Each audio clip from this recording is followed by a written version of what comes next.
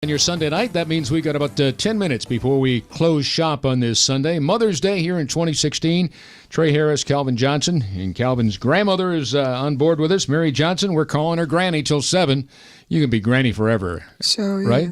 Mm-hmm. And you're a cute Granny, too. That's a good thing. Thank you. Yeah, Thank you. 85 years young. Pretty good stuff. Yeah, it is. It is. I tell you what, she's just been a blessing to everybody, not just to me because I'm her grandson, but I've just watched her help so many people that were not even related to us. I mean, when people didn't have food, they could come there and get her to get food. When they wanted advice, they'd come listen to her and she'd give them advice. And it wasn't just our family members. It was like everybody in the community. And I think that we're missing those kinds of mothers nowadays. Or we have some, but maybe some of the young people are not listening like they used to. I got to know something, Calvin. What's your favorite food that your grandma makes? Pinto beans, yams, and with some roast. And, candy yams, pinto beans with some roast. That's what I like. That's good stuff. Now, why is hers better than somebody else down the street? You know why? Because what she does is she basically soaks her beans overnight. It's baked with love, right? Oh, it's baked with love. And she takes her time. I mean, if she can't take her time, she won't do them. I mean, making pinto beans is like an overnight experience for her. And the dressing from Thanksgiving. She would open the door, and people would smell the dressing from down the street.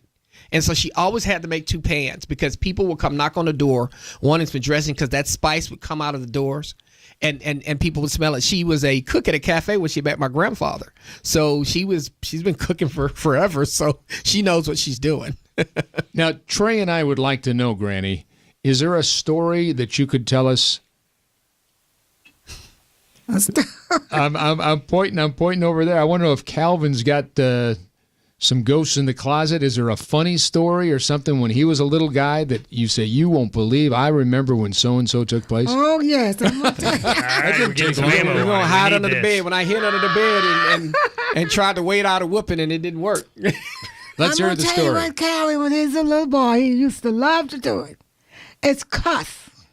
Really? Oh, my goodness. Oh, man. I've known Calvin for 18 years. I don't think I've ever heard him cuss. I've never heard him cuss either. He's usually got pretty good language. When he was a little boy, he was a cusser. Was he really? It was because of Well, the neighbors. The neighbors cussed a lot. Don't give us an example of what the words were because we'll all be off the air. So don't tell us. We'll just let it go at that, huh? I'm just telling the truth. So But what is he? thank God. 5, 6, 7, 8 years old? How old was he when he was doing He was that? real small. Really? Yeah. Maybe he didn't even know what that meant, huh? He didn't know what he was talking Yeah, about. yeah. We heard somebody down the street. I heard some people down the street use the words, and I could always pick up things because I was always sharp as a kid, and so I could repeat the words that they were saying, and they like they said it with force. I was like, that must be an important word, so I was picking them up. And then my grandmother heard. She's like, "Look, come here. I say the words, and I'm like, wait a minute, they said it, they didn't get it. Why am I getting it?" So it's one of those things. So I picked up everything off sometimes. Did you have that issue, Trey? I had all kinds of issues. I tell you. My mother taught me a lot of real important lessons. Anything you want to share with the audience? Well, she's not here. All right. I didn't want Calvin to cuss. I didn't want him to do that. Well, you taught him well because I have never heard him cuss, Oh, no. even the slightest bit. So she done good. And I try to watch that. My mother she'd always shame me real well. That's good. That's a good. Yeah. The old guilt trip. The old guilt trip, If I told like a off-color joke or something, she'd always like, well, what about if your grandfather heard you say that, or something like that? And she was always real good at that. That's interesting. Well, how do you want to wrap this show up? It's Mother's Day. What's the message that we can share with our audience? One of the things that we always like to do here on Relationship Roundtable is talk about issues and things that are not the way they really probably should be in our world, but maybe we've got some advice as how to improve it, how to make it better. In other words, solutions to. And your granny said it's a whole different world today than it was when she was growing up. And at times she says it was probably a better world back then than it might be now. So how do we change that? How do we just mold the dynamic that we move forward and that mothers are respected the way they should be, and young mothers today need to realize the important obligation that they have of there's not a more important job on the face of this earth than bringing up a child. And you're right. I think that the men out here need to respect these mothers. They do a great job. And I think you set the tone for your family when you respect the mothers. Don't be hitting them and doing this domestic violence stuff. We gotta be respectful of the mothers. And when you think about it, this could be the mother of your kids, the grandmother of your kids, and we need to create those strong relationships, like my grandfather did, the late David Johnson, who took care of my grandmother all her life, and she took care of him. And that's how I learned what I learned, watching them take care of each other. So we need to respect the women, respect the mothers, don't hit them, praise them, and help them.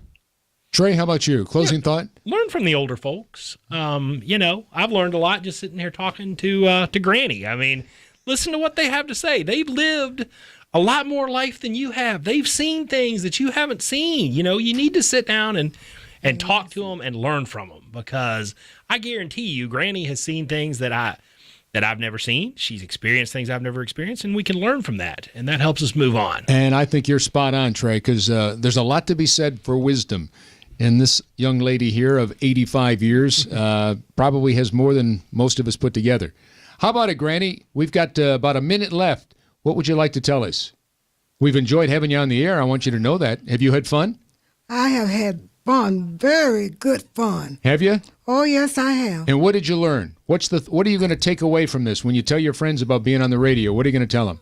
I'm going to tell them I met some very nice gentlemen on the station, and they treated me real nice, and I really did enjoy myself. I know what I was coming to when I come, because God has showed me, and I didn't want to miss it. Well, we're glad that you didn't miss it. You are just absolutely adorable. Thank you so much for being here, and thanks for all you did for all the children that you touched, yes. Especially this guy right here. All right, Granny, that's Mary Johnson. That's Calvin's grandmother. We thank you all very much. Trey Harris, Calvin Johnson, I'm Scott Murray, and as we always remind you here on Relationship Roundtable, as you look ahead to the week upcoming, live your life as a go-getter, but more importantly, share your life as a go-giver. Till next Sunday, I'm Scott Murray. Good night, Texas. The preceding